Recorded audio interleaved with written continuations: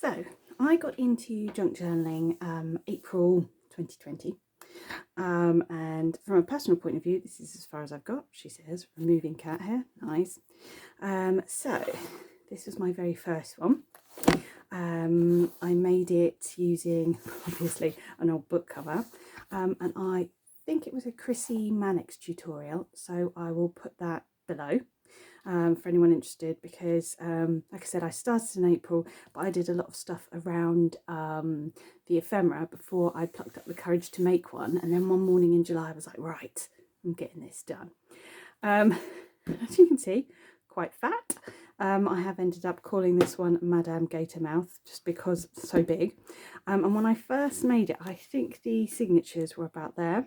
There's 3 signatures in there, and I thought, oh no, it's just going to be too skinny. But as I added to it, added bulk, added cards, added this, that and the other, it just got bigger and bigger. So the second and third, these 2, I ended up thinning them out, so they are thinner, but even so, still quite big. Now this is a personal one, so I'm not going to do a full flip through there because of some of the contents. This is the one I'm currently working on, and whereas with this one I literally created things for the pages as I went along. The problem with creating as I went along was that sometimes I really wanted to write in it, but didn't feel the pages were set up and ready for that. So I started work on my second one. Again, made with an old book cover. This one I wanted to have more of an exposed spine. And I call this one Cactus Jack, just because it came from a cactus book. And I wanted to have all of this prepped, all the pages ready for me to start. And that's pretty much what I did. So I've already started completing and filling things in. Where have I got to at the moment? So yeah, I think I'm about there. So yeah, this one was, and another thing I did with this one, I used different sizes of paper. So this one I used lots of like tea dyed paper and tried to mix and match, so I had lots of plain spaces for writing. But this one I wanted to experiment with just using all book pages, just to see how it went, and like I said, different sized ones, and it was a lot of fun to work with that. But I did find myself missing simple blank spaces, and also because I had to pretty much add something, a little bit of a Harry Potter nod. I love that picture from, I think it was an annual or a magazine or something. So anyway, random Harry Potter diversion there. But because I added something pretty much to every single page, that also bulked it up quite a lot. So while I don't envisage adding anything more to that, and it shouldn't get any fatter, I am needing to use that to keep it together. This is the one I'm currently preparing for using when Cactus Jack is done. And I used, oh, I cannot remember her name. She has a cat called Leo who often gate crashes her vids, and I will put a link to where I found out how to make this fabric cover from there. So all I've got here is just a list of pages that I need to do something to, and I thought I'd just do a flip through of where I'm at with this one. So this one is different from the other 2 in that it's all fabric. I sewed in strips of fabric like this and then glued my signatures in, because I'd like to try doing something different with each of my personal junk journals.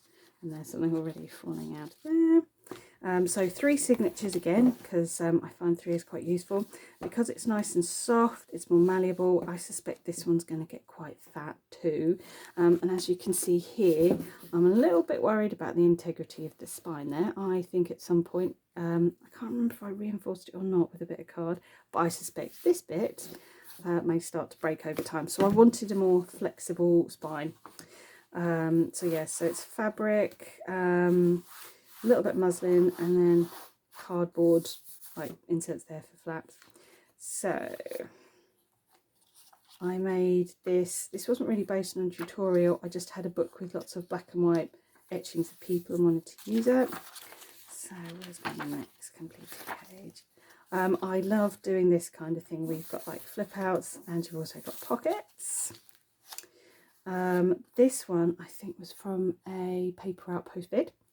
And this is just a tuck spot, but it's using up windowed envelopes. I've got a stash of windowed envelopes now. I really need to do more with them. Haven't worked out what I'm going to put there or how I'm going to finish that, but that's a tuck space.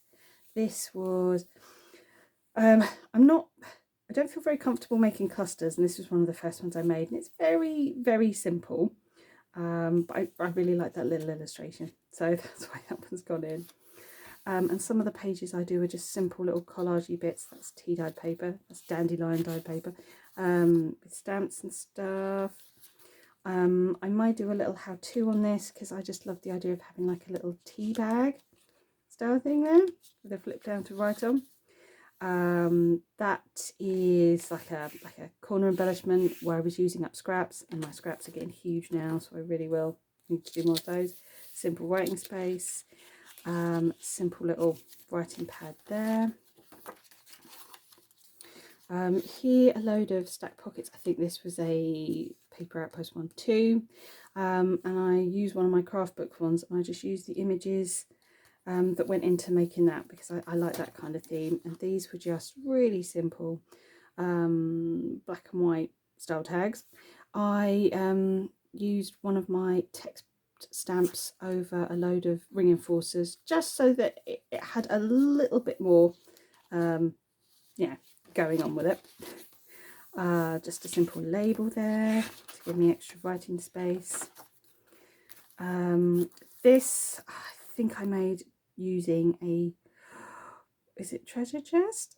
I can't remember, but it was like using like this was like a cereal box insert, and I decoupaged a lovely napkin onto a children's book, and I love that little sad looking lion. That's just a simple little embellishment there. I'm going through this quite quickly because I'm just wanting to show you the pages I've worked on. This was from an annual. I can't remember if it was a June or a Cindy annual, but I've just made a writing space there because I love that picture. So anyway, like I said, I'm just showing you the pages that I've done really. And I just every now and then I take random quotes like "kiss me, now I've got scruples, I've got chicken pox, who cares." The young master, "eggs again, Mary, can't you get the hens to lay something else?" And as we're still in COVID lockdown, it's like, oh, that's kind of my attitude towards a lot of food. Can't we just do something else? And that's just a fold out. This is another thing I tend to do to use up scraps. And that's my my writing board for this is very simply the part of a cover of a notebook that I used up. This was definitely Paper Outpost, and these are just flip ups with like fabric covers. And this is just a really easy, this was another thing I was using to use up scraps. So I took piece again, I don't know if it's a June or a Cindy one, but I cut out part of the cartoon and folded it over to make like a flap. And there's a little tuck spot there. That is another cluster I made with a bit more going on than the other simple one I showed you. I'm happier with that one. I love that picture. And this was just because, again, this was another really pretty picture taken from a children's illustrated dictionary, and I just made a simple flip for that. Right, where's my next page? And this was just a tuck spot, again using up scraps.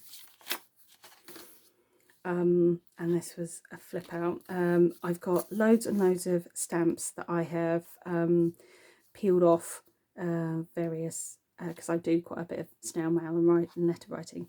I've got a load of those and I want to use them more. So this one I just took a piece of paper from a book, a little washi flower that complemented that stamp, and I just added a little bit of embellishment with some embroidery thread. This is just a fold out.